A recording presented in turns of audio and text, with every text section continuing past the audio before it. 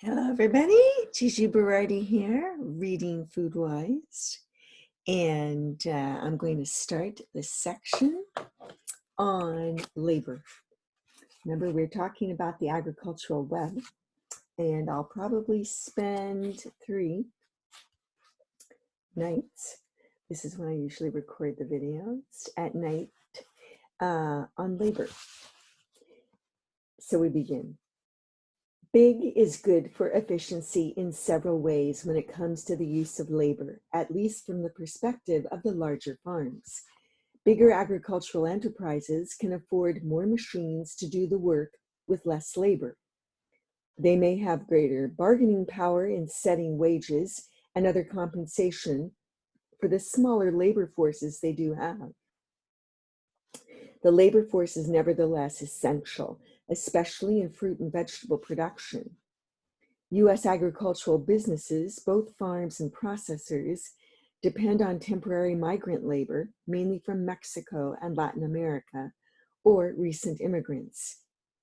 These farm workers perform labor that few U.S.-born workers want to do at the same wage. Tomato picking is backbreaking labor. Dealing with animals' meat and waste in processing plants is hard and, to many, unpleasant. Dairy workers put in odd shifts, including through the night. Raspberry picking requires most daylight hours in the field during peak season. Tending and picking brassicas, kale, broccoli, cauliflower, and Brussels sprouts, and their seeds also require long hours in the field. Most hired farm labor is for work on fruit, vegetable, and horticultural crops, collectively referred to as FVH commodities. Large FVH farms are concentrated in California, followed by Florida, Texas, and Washington. The labor for FVH crops in California is 93% foreign-born. FVH workers in the United States, excluding California, are 83% foreign-born. Animal operations, particularly dairy, also count on a relatively high percentage of such labor. The unsettled status of national policy on immigrant agricultural labor means great uncertainty for farmers and processors, as well as for the people themselves who perform the work. As labor continues to be a substantial percentage of farm cash costs, operations relying on it remain vulnerable. No one knows at this time whether agricultural labor, the way it works now, is sustainable. I don't know. I talk about more issues too in the next 2 nights. Tonight, the article is from the New York Times looking at universities. Very confusing article on a very confusing situation.